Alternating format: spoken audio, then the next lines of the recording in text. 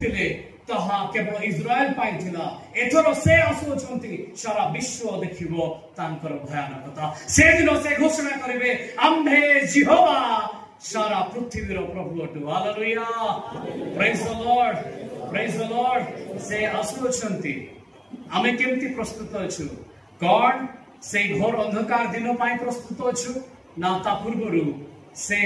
आपणार सिंहासन रे जेतबळे आसुचंती ओल्हेकी आमानकु डाकिबा निमंते तुरी फुंका जाउची सेतबळे पाय आमे प्रस्तुत अटु से अंधकार दिन पूर्वरु निजको प्रस्तुत करंतु हालेलुया प्रेज द लॉर्ड आसंतु फेरिबा कोणी आउतरे से 14 अध्याय प्रकाशित 14 अध्याय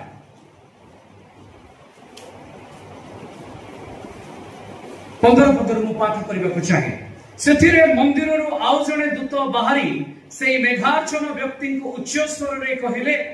आपणको दा लगाई शस्य काटंतु कारण काटिबार समय उपस्थित आ पृथ्वीर शस्य परिपक्व होई अछि मो प्रिय माने एठी जो शस्य गुडी को संग्रह करा गला ताकू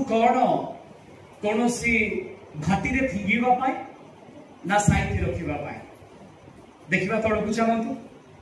16 पदरे लिखा जाय तहु से मेघाच्छन्न व्यक्ति पृथ्वी रे आपणा दा लगांते सेथिरे शस्य कटा गला तापरे आउ गुटिए